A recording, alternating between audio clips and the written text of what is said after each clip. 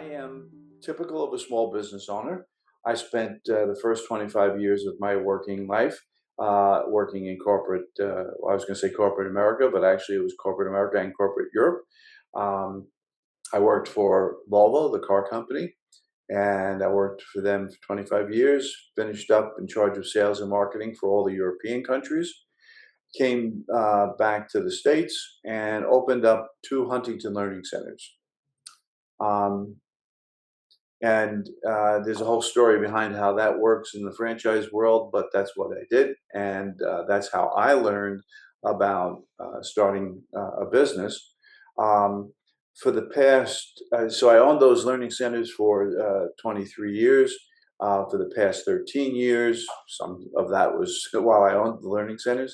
I've been a franchise consultant, and I help people who want to evaluate franchise business ownership as a way to uh, become a business owner. I have seen people do wildly successful in business ownership, franchise and otherwise. I've also seen people fail, and I also know that that failure is not necessary as long as you take the time and are planful in getting your business started. So I'm an advocate for business ownership, but for doing it the right way. So just move something here. See what I'm doing. Um, so just some data to let you see that you're not alone.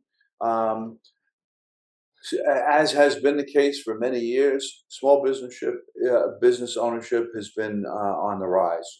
Right now, or let's say in 2024, there are almost 35 million small businesses in the United States. This is according to the SBA. That definition is usually 100 employees or less. Um, Other people use different definitions, but I think that's what the SBA uses. And interestingly, 5 million new businesses are started almost. I mean, if you go back 10 years, it's going to be plus or minus 5 million new businesses every year. So again, you can see that you're not alone in wanting to own your own business. You may find it interesting to see who is doing it, who is opening businesses.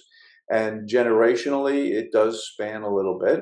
Um, Traditionally, folks in the baby boomer age range are going to be who starts a business.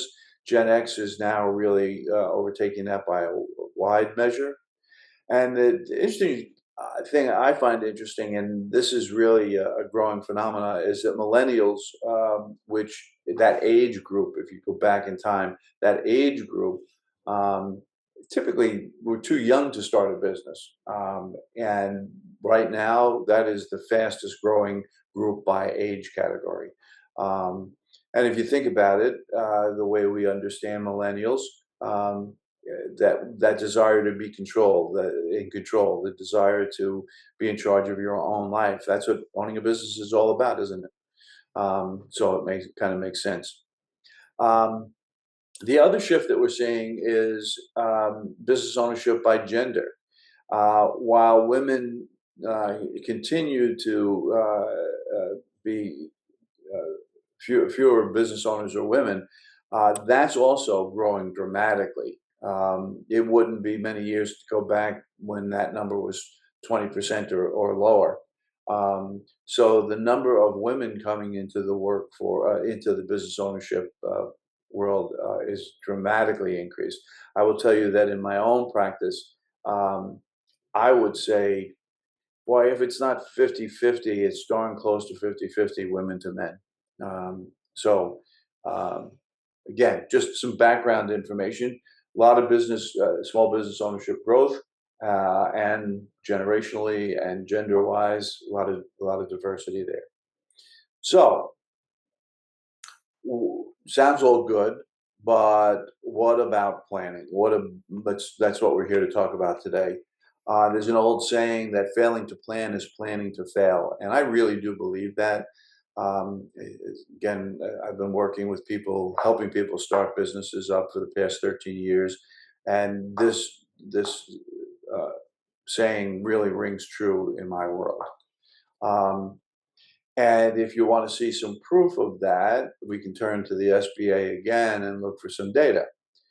And what the so this is as you're thinking about starting a business, there should be some sobering information for you. The reality is that 50% of small businesses will fail within 5 years.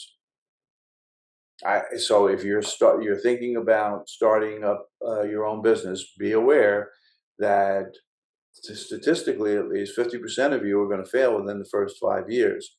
Um, I am absolutely convinced, being the person who's helping people get started in businesses, that success comes from establishing clear goals, doing extensive due diligence on the business that you're thinking about, and then strategically executing your plan. But all of that requires that you have a plan. You can't do any of those things without you can't. You're not going to have goals.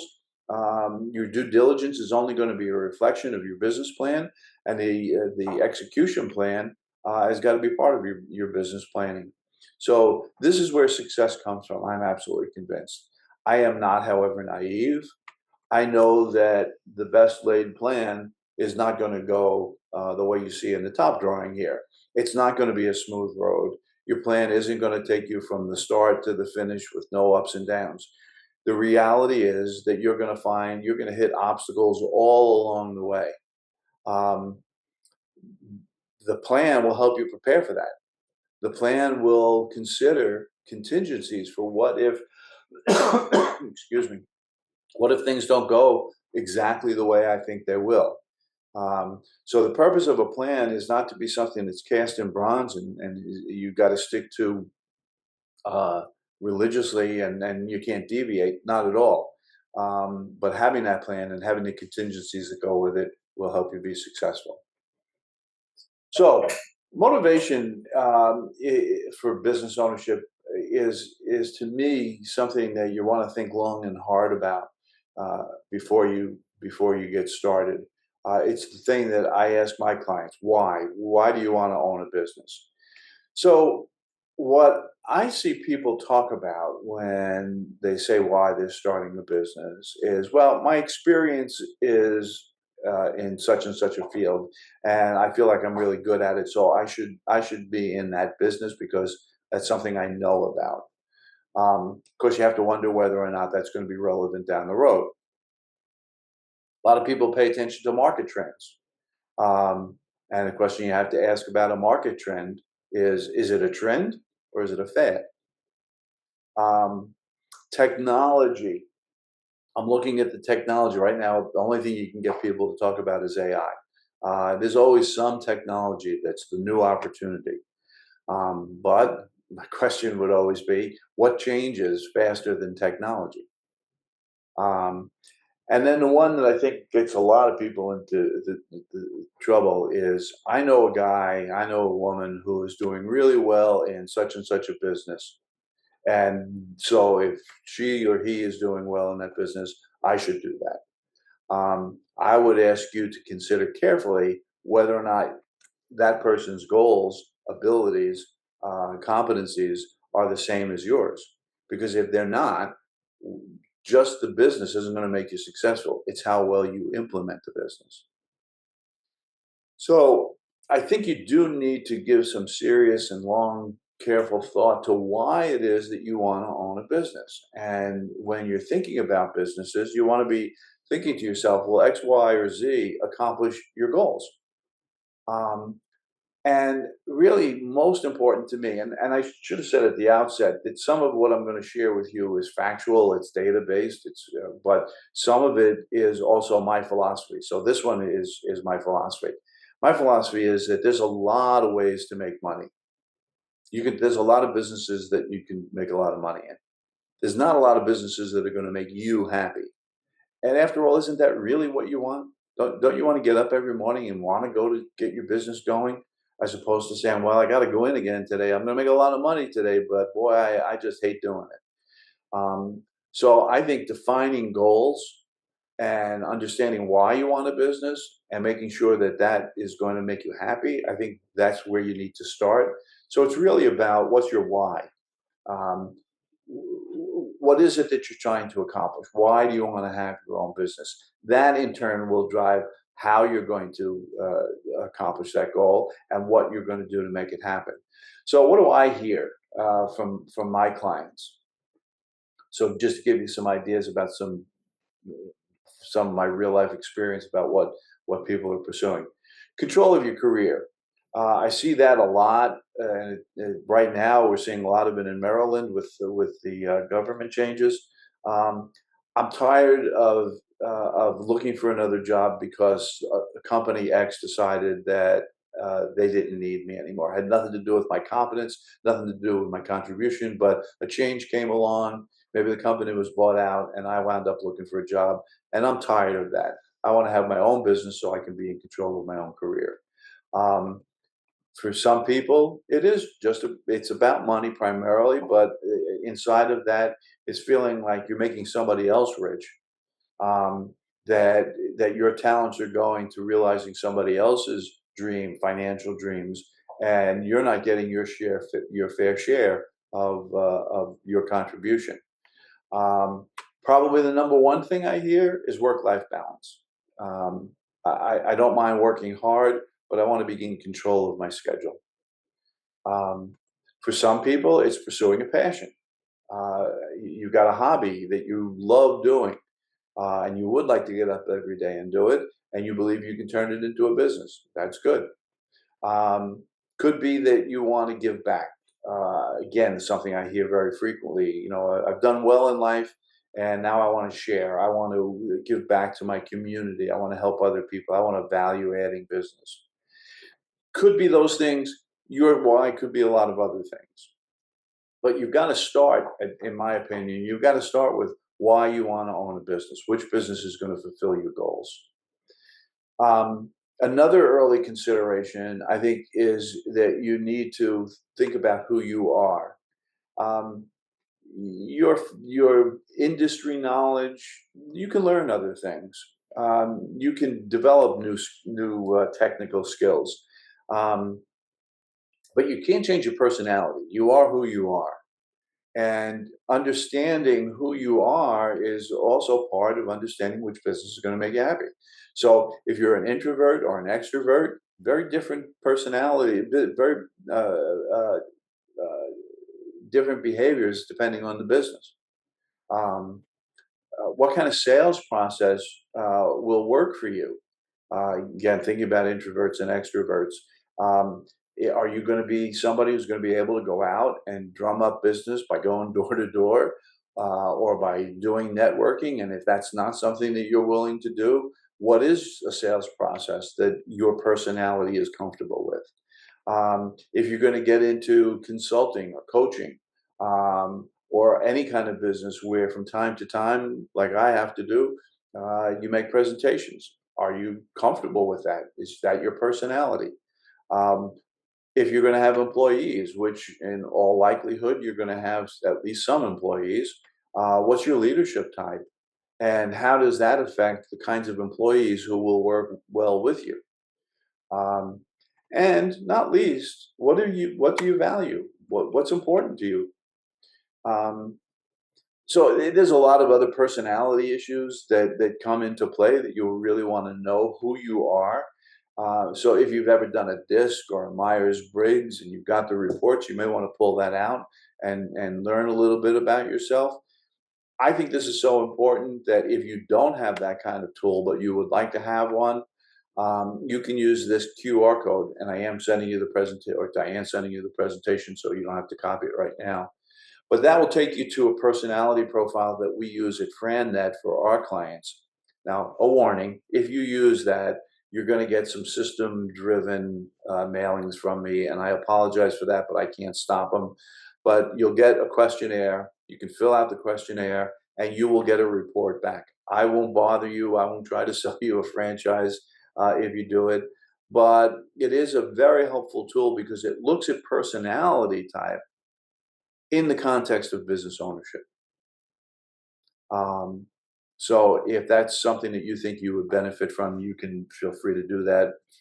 It's um, free, a free survey that you can take, and I would encourage you to do it if you don't already have one.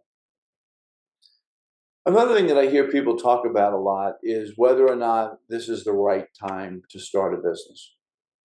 And, when is the right time? And there's a lot of things that affect the right time. And, so let me give you a couple of examples. Do you want to start a business when you're early in your career? You're younger, and you're thinking this could be a good time.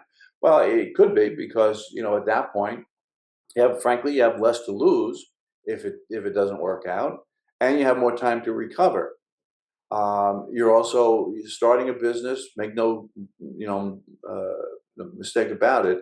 Starting a business is tough work. It's hard work. You're going to be working hard. You have the energy. You have more energy when you're younger. Your expense structure when you're younger is going to be lower. So maybe you have easier time balancing your personal needs and your business investment. But on the downside, you have less experience, and frankly, you have a lower net worth and fewer assets that you can pledge to funding your business. So maybe early in your career is right, maybe it's not. Maybe late in your career is right. Well, late in your career, you're going to have a lot more experience, more things that you can bring to the table. You're probably going to be in a better financial position to make the investment in a business. But if, God forbid, things go wrong, you're going to have a lot less time to recover if it doesn't work out. Um, and you're also maybe taking on additional expenses at this point in life. Maybe you've got your kids are going into college. So late in your career could be the right time, might not be the right time. The answer is there is no right time. The right time is when you've developed a plan, you've looked at all of your options, you've looked at your financials, you've looked at your experience, you looked at the things that we're going to continue to talk about this afternoon. And that plan will tell you when you're done developing the plan whether or not you're ready. Don't wait for the economy's got to be right. My bank account has to look like this. My family has to be look like this. There's pros and cons to every one of those things and many more. The right time is when you sit down, you develop a plan for what is it going to take to be successful, and you're satisfied that you can do that. Um, and speaking about family, another consideration I think you need to, and I very often have clients say to me, "Oh, I'm not. You don't have to worry about my spouse. She will go along with whatever I decide." That's a terrible approach, to be honest. First of all, it's probably not true.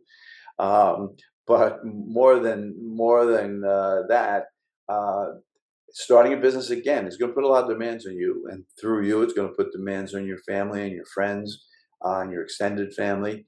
Um, and I would encourage you to make sure that you're going to have the support of everybody that this is going to affect, because it's going to affect more than just you. Um, so this is something people dismiss too easily. I would strongly encourage you to bring those people who are closest to you into your planning. Let them know what you're thinking about.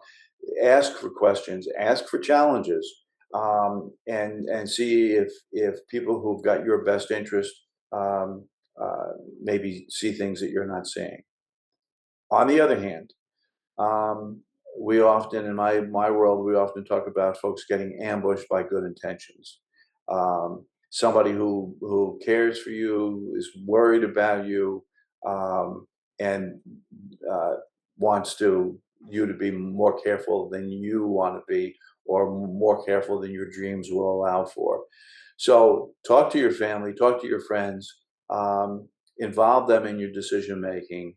Um, but ultimately, you've got to make the right choice for you, and try to get their support as you're going along the way. So, budget. With Diane, I run a course on how to fund your business. I think that's coming up sometime soon. Um, and that's a long conversation, lots of options, lots of things you need to be thinking about. But this is a crucially important issue. Um, I mentioned earlier that the SBA tells us that 50% of small businesses fail within 5 years. And what the SBA will go on to tell you is that poor capitalization is the reason. Um, there isn't enough budget to get you through the startup process, um, to purchase everything that you need to purchase, to do everything that you need to do, and to have the buffer, because you're not going to make money as fast as you would like to. Um, so you need to make sure that you're properly capitalized as you go into this. So how much money do you need? um, Sitting down, taking the time, working with experts to help you ascertain what are you going to need. And then the second part of that question is, can you safely afford that? Because what if it doesn't? If you determine the amount of money that you need, and you can raise that much money, but after you're doing all of that, there's not a whole lot left. And what if it doesn't go according to plan? What if there's an emergency that you never thought would happen, but confronted you 6 months into your business journey? So how much can you safely afford? Just because you can afford it doesn't mean you want to invest that much. And how are you going to fund a business? There's lots of different ways to fund a business. And we'll talk about some of that in a little bit. But in all of this, unless you are someone with a very strong financial background, I would encourage you to seek advice from financial advisors, accountants. SBDC consultants are very able to help you with this.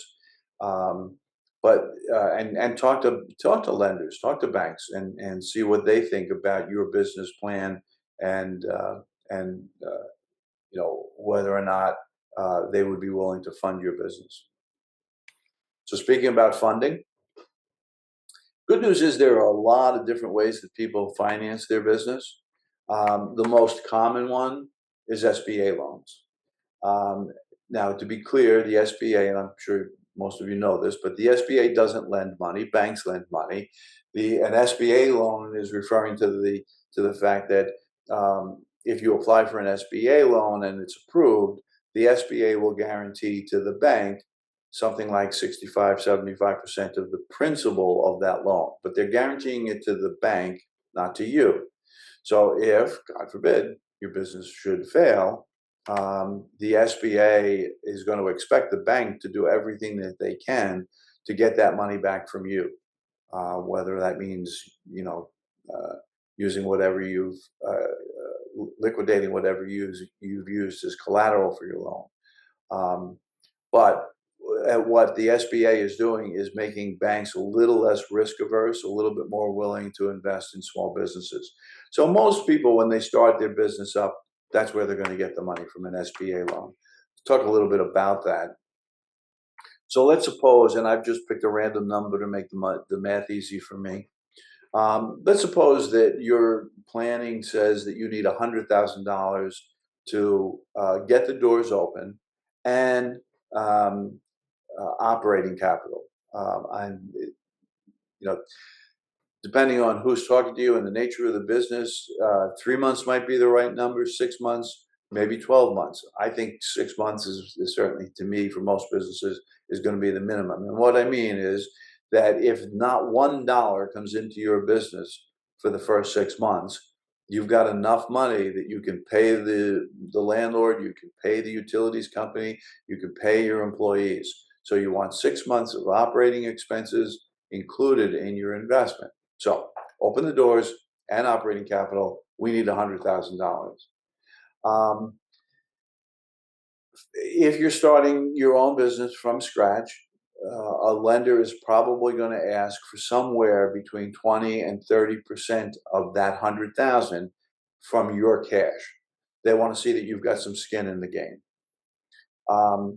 That number drops pretty dramatically if you're looking at buying somebody else's successful business, or if you're buying a franchise. In that case, it's usually down 10, maybe 15%.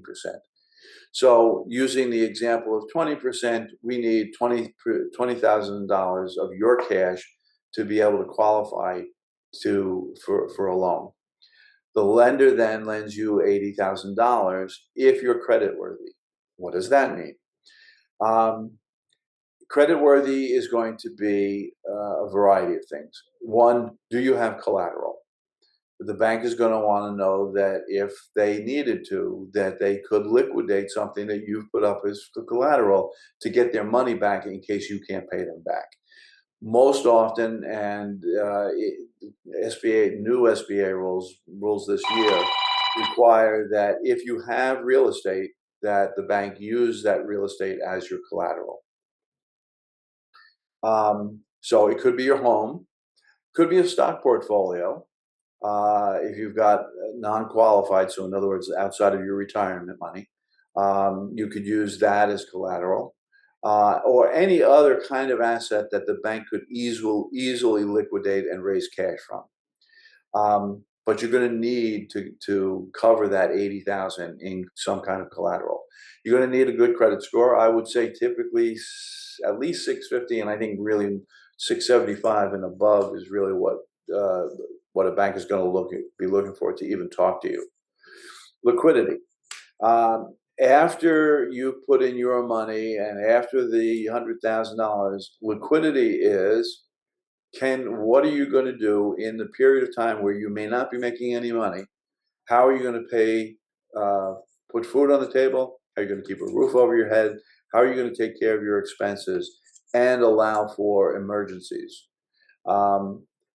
That is probably the number one thing that banks are looking for in SBA loans is after we spend all the money we need to start this business up, what is your personal liquidity and how much liquidity, that operating expenses that I talked about earlier, what is your liquidity after we've started the business up?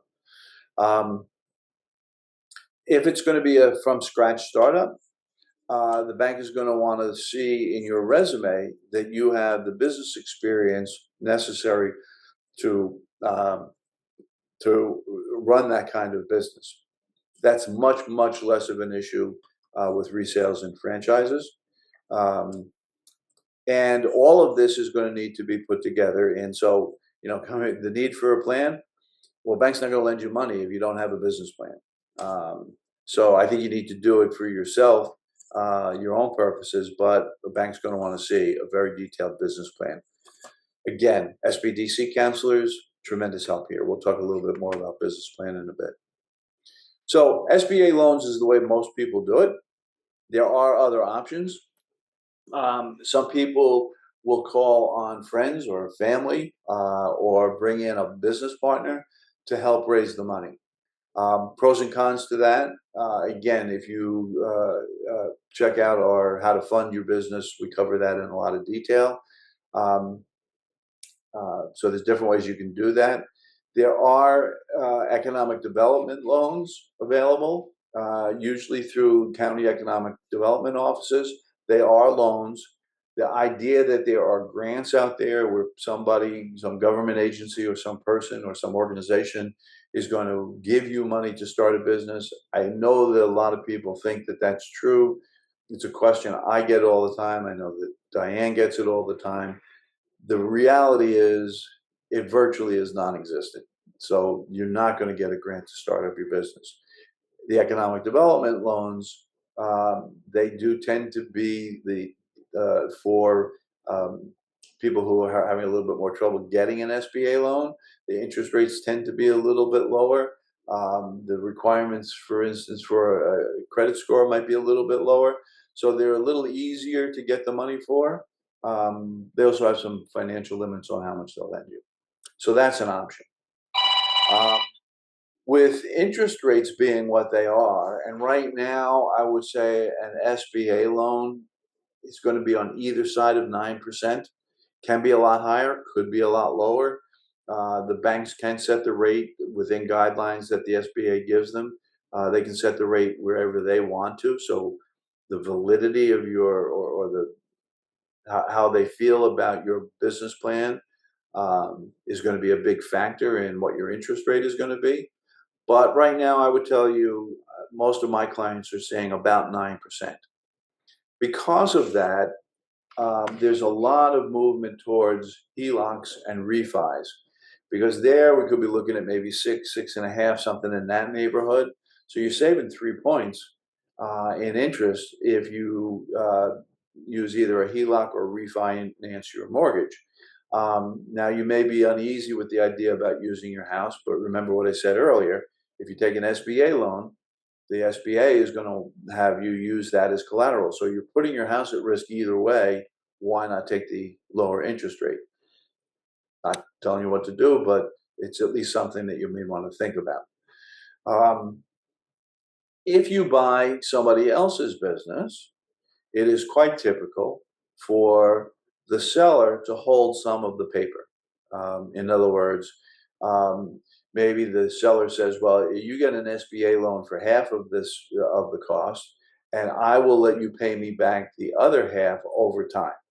It's going to be a loan, so there's going to be interest. You're going to make monthly payments, but that's not unusual at all. It makes it a lot easier to buy an existing business. So those are the things that I'm sure you've thought about one or more of those things already. But the point here is that there are a lot of ways to do it. And then there's one more that I haven't talked about because I didn't want you staring at it while I explain the other options, because this one makes people a little nervous. But hear me out before you decide it's crazy talk. And that is the idea of using your retirement savings to help you start your business. What I am not talking about is taking a distribution, taking the money out of your 401k or your IRAs or whatever, because that would be crazy talk, because you're going to lose somewhere in the neighborhood of 30% or more in state and federal taxes and penalties. So, you took out 100,000, you're only going to wind up with 70. So that doesn't make any sense at all. But there is something that not too many people are aware of that we do a lot in the franchise world, works for anybody. It's in the IRS code, perfectly legal. People have been doing it for about 40 years. And that is, you do a rollover. You create a corporation. There are some rules about how the corporation has to be set up. You then have a plan administrator set up a 401k plan for you and your employees. And you and your employees can roll your money into that plan. And just like the plan that you may have with your employer, the plan administrator will invest in General Motors or Fidelity funds or whatever. And you can do that. And you're also able to buy stock in your own business. You are not getting the money. Your corporation is getting the money. So there's no taxes. There's no penalties, and your corporation, not you, your corporation can use that money for anything it takes to start the business up, including, by the way, paying you a salary. You don't have any debt service. You don't have any interest. It's just like you decided to invest some of your money in General Motors and some of your money in your company. And General Motors will use your money any way they want, and your company will use your money any way they want. So, not something that everybody knows about. If you want more details, or if you want a referral to some experts that can help you with this, at the end, I'll leave you with my contact information. Please feel free to reach out. That is one that usually causes, or that whole discussion usually causes some questions. So I'm going to remind you here that I love those questions. And I know there's something that I've said somewhere along the line this afternoon that you were wondering about. So please ask questions. All right, no questions yet. So excuse me, Richard, we do have one question here for you. You have mentioned buying an existing business a few times. This is a route that I'm looking into. Do you know of any resources to help find existing businesses that are for sale?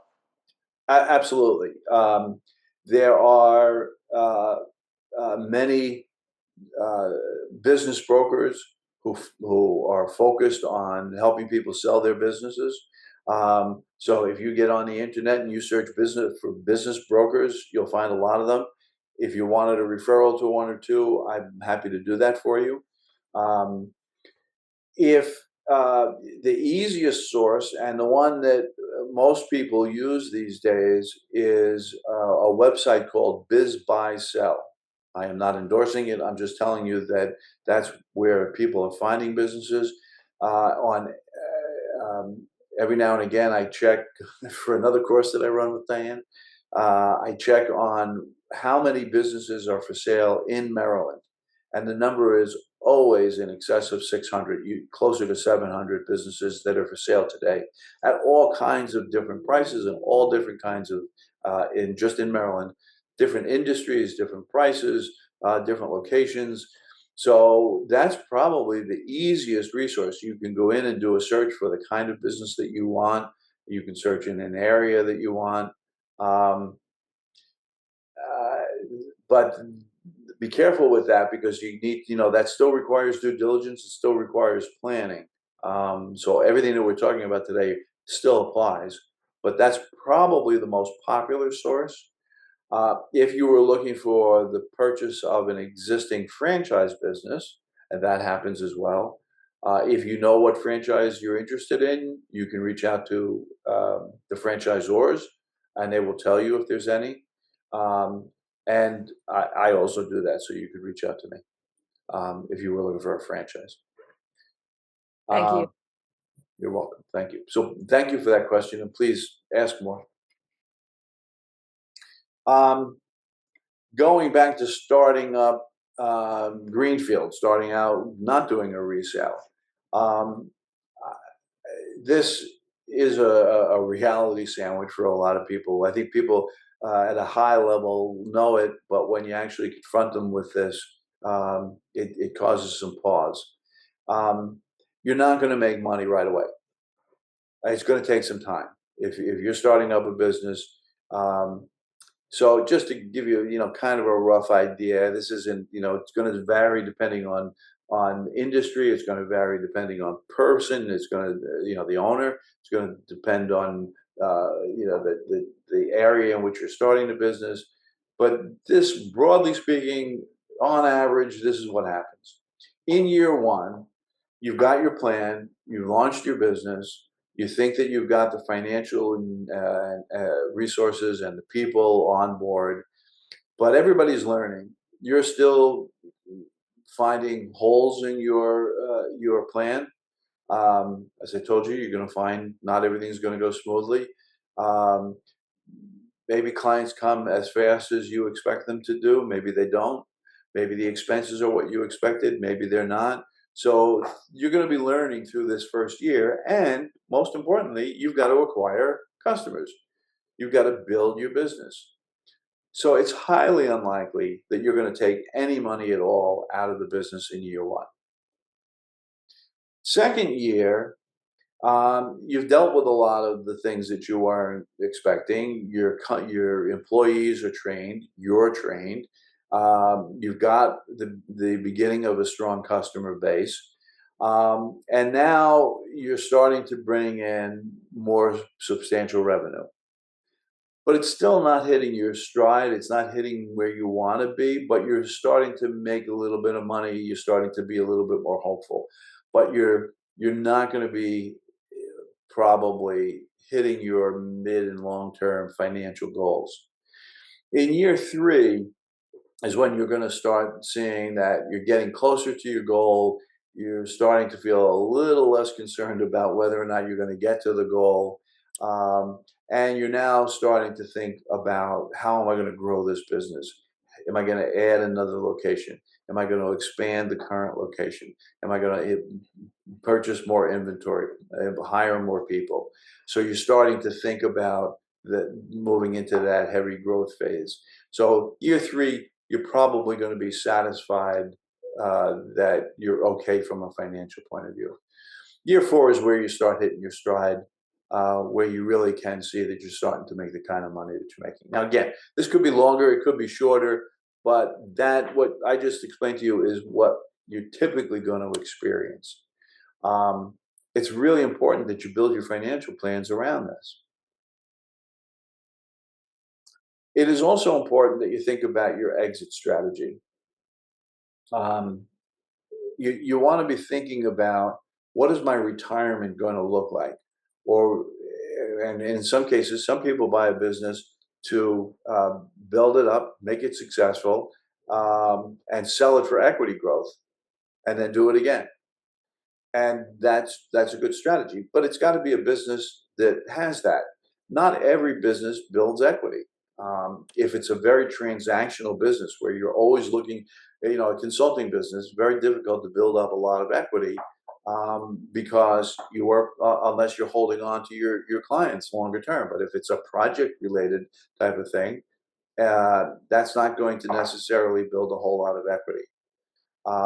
So the point here is, however you're planning to retire, you need to think about, is this a business that I could run part-time in my retirement and keep getting some kind of income, retirement income, supplement my retirement income?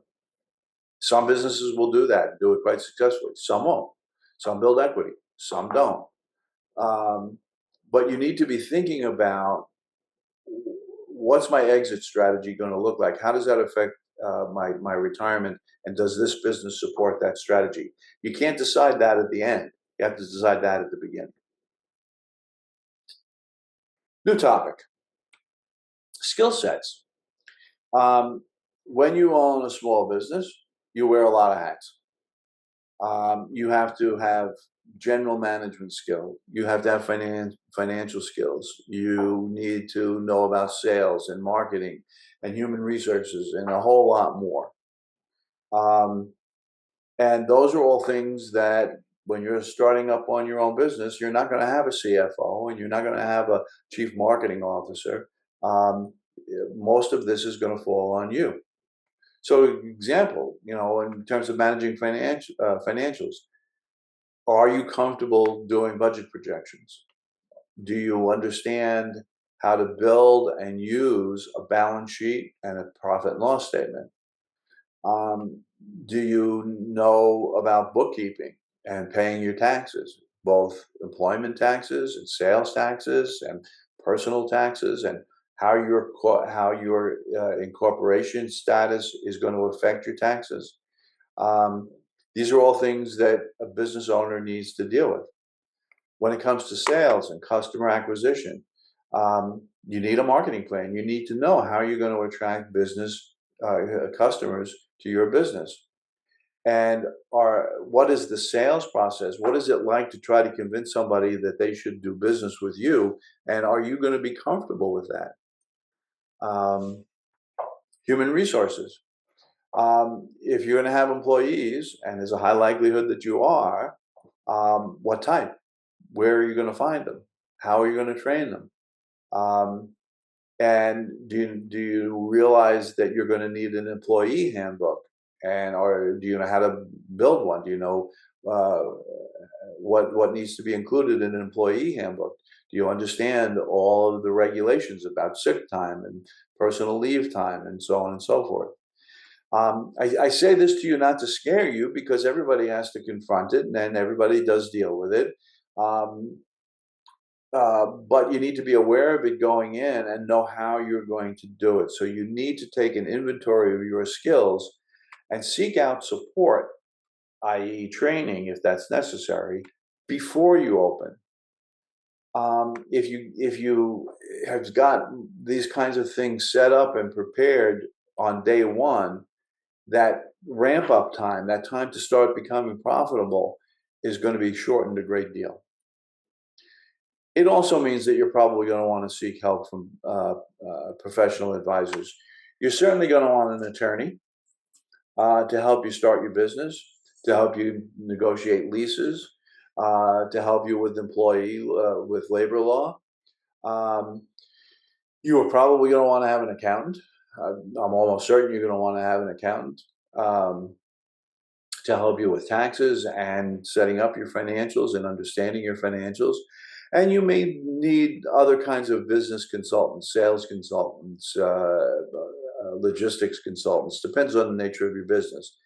But don't try to do this on your own. Again, you're going to be wearing so many hats, you can't possibly be expected to have mastered everything that you're going to need to deal with. So whether it's for training or for hiring somebody to do the things that you don't know how to do, don't be hesitant about bringing in professional advisors. Um, all of this comes into a business plan. Um, there is a great resource through the SBDC. You can choose to work with an SBDC consultant. They are truly expert at helping you put together your own business plan. You've got to do the work, but they'll guide you through it. They'll help you. They'll edit it. They'll think it through with you. There is also at the SBDC website, you can find a template to develop it. If you choose to do it on your own, at least that template will show you exactly what needs to be included in a business plan. You need that for a bank. A bank is not going to give you a loan without a business plan. But please don't do it for the bank. Do it for yourself. It will help you make sure that you've thought everything out. All right. As we get close to wrapping up, and again, I'm hoping for more questions. As we wrap up, I want to talk about 3 frameworks for starting your business. If you're going to start a business, oh, I see Diane. That means we've got a question. I was holding this, but before you do that, we can before you wrap up, we can answer this one. What does a person do if they're basically starting a business from scratch, but the person doesn't have all of these financial resources, 401k, home, and so on, but they have a good credit, just little or no capital, but the business doesn't require a great deal of money, maybe a new computer and printer as a bare minimum. What avenues are available for someone like that? Thank you. It's a complex question. It may be the short and unsatisfactory answer is it may not be the right time. Maybe you need to wait until you have those resources. That said, and again, I don't want to overdo this, but the SBDC consultants, and by the way, there's also the SCORE office. Both SCORE and SBDC are part of the SBA, and they do similar things. And you can sit down with an SBDC counselor and say to them, this is the kind of business that I'm thinking about. These are the resources that I have. This is my professional background. This is who I am as a person. Can you help me evaluate my readiness to start up a business like this? Easily, the easiest source for you to get that is through an SBDC office. There are business consultants that you can work with as well, but most of them cost money, so that doesn't really help. So SBDC counselor is probably your best resource. So I hope that answers your question. All right. Back to these 3 options. So if you're going to start a business, you're going to probably, there are some other small variations on these themes, but you're probably going to do one of 3 things. You're either going to start something from scratch, you're going to buy somebody else's business, or you're going to buy a franchise. Pretty much everybody that starts a business does one of those 3 things. So I just wanted to go through very quickly the pros and cons of each one of those options. Each one of them has big benefits. Each one of them has some shortfalls. So starting from scratch, I start with that because this is what most people will do. I've got an idea for a business. I think I know how to get it started, and I'm going to start my business from scratch on my own. Lots of advantages here. Again, this is what most people do. It gives you total control. That's maybe the best thing. You structure your business the way you want to. You sell the products or services that you want to sell. You put your business where you want to put it. You have complete control over what you're going to do in your own business. You make all the decisions in your own business, and you keep all the profits to your own business. Moreover, if we talk about comparable businesses, so you're going to start a hardware store, or you're going to buy a hardware store from somebody else, or you're going to have a franchise hardware store. Same, so comparable business, right?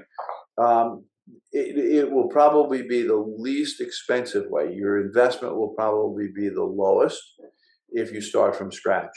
Therefore, if you're successful, it's probably going to give you the best return on your investment. Downside, you don't know what you don't know. So you may be the best widget maker in the world. Do you know how to market those widgets? Do you know how to buy the equipment to make the widgets? Do you know how to hire people? All the things we talked about earlier, all those hats you have to wear. And if you don't know them, you got to figure them out. And you're doing it on your own, so you don't have a whole lot of people to help you with it. Because of that, again, the SBA tells you that the 50% failure rate is because of poor capitalization. I think that's the symptom.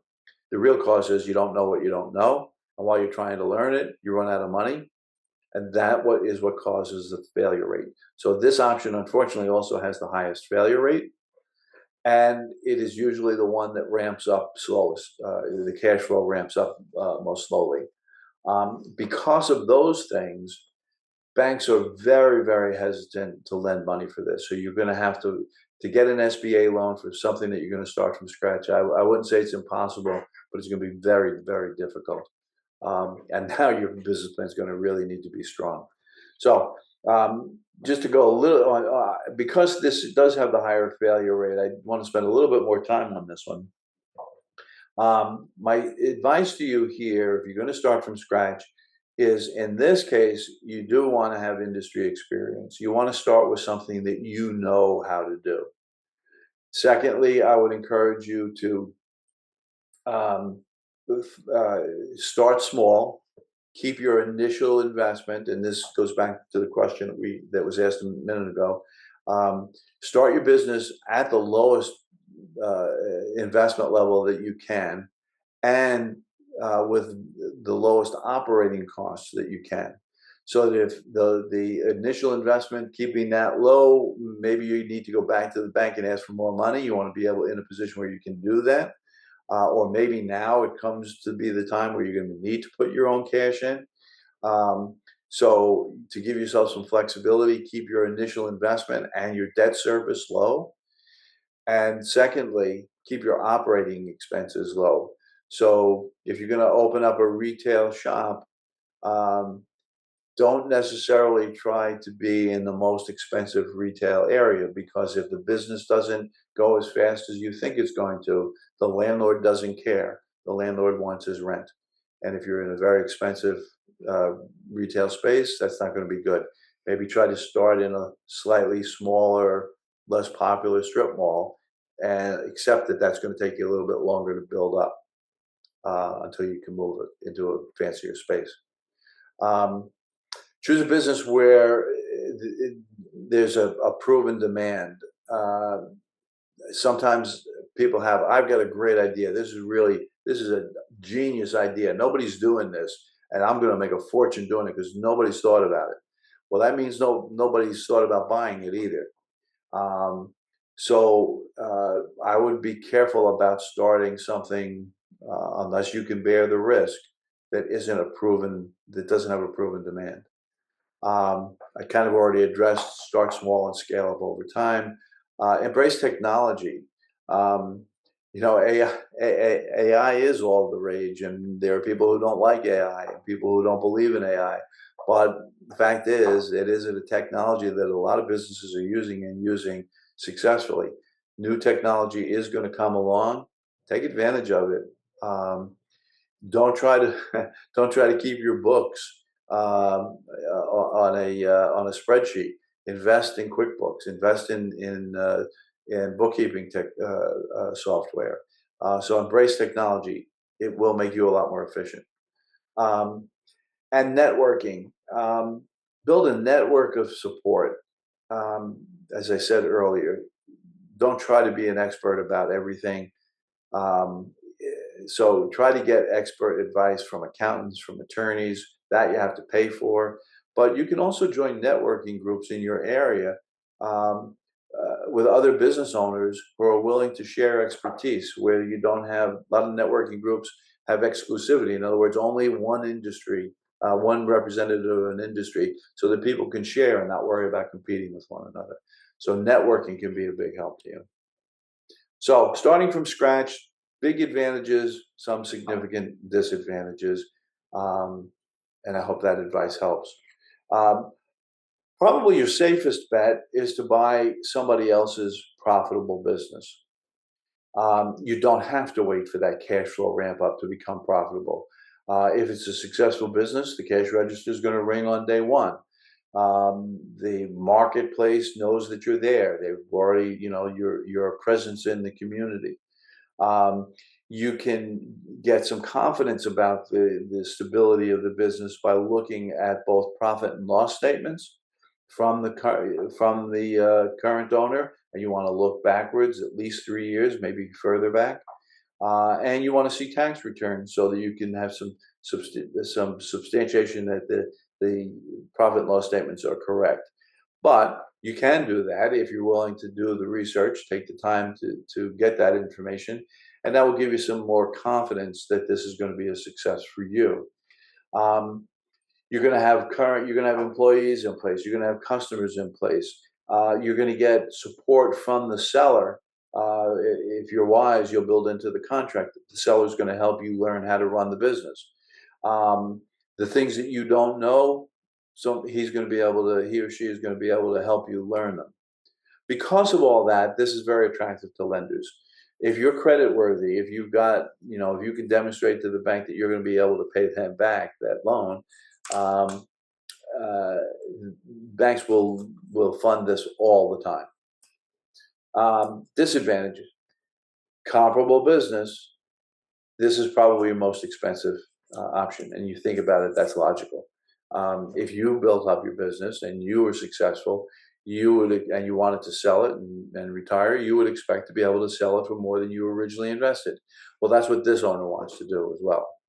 So this is probably going to be your most expensive option, and that is going to um, cause you to have more debt service than the current owner has, which is going to affect the cash flow. There are other things about the cash flow. I would encourage you to have that profit and loss statement reviewed by an accountant, to really dig deep into making sure that you understand what the profit and loss statement says and what the real cash flow is.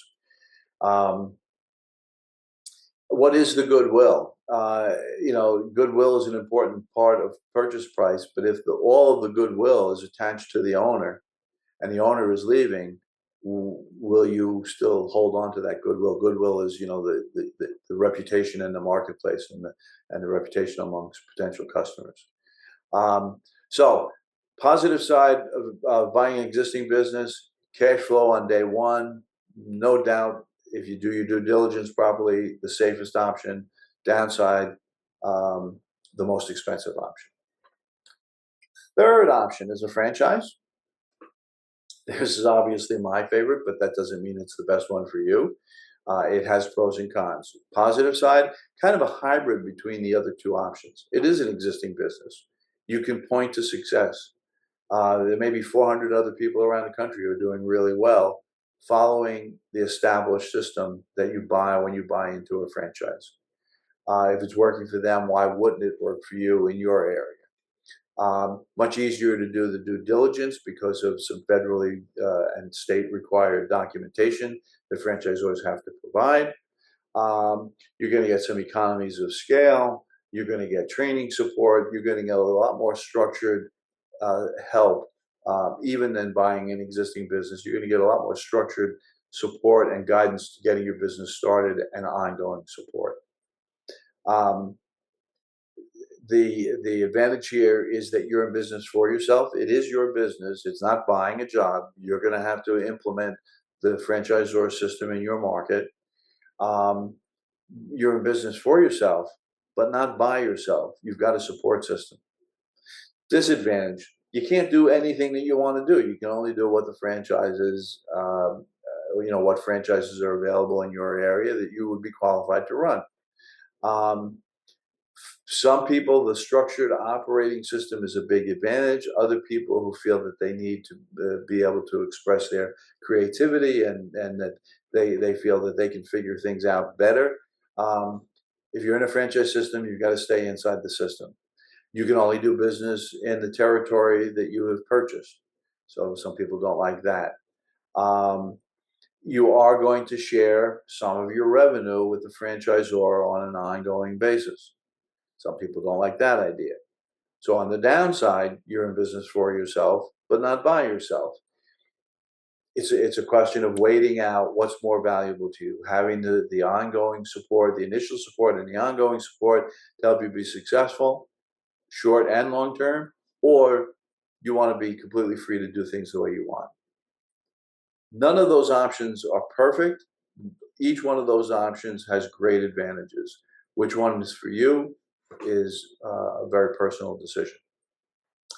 So that is what I wanted to share with you today, except for the one last thought that please, if I made this sound really challenging, I did it because I want you to be successful.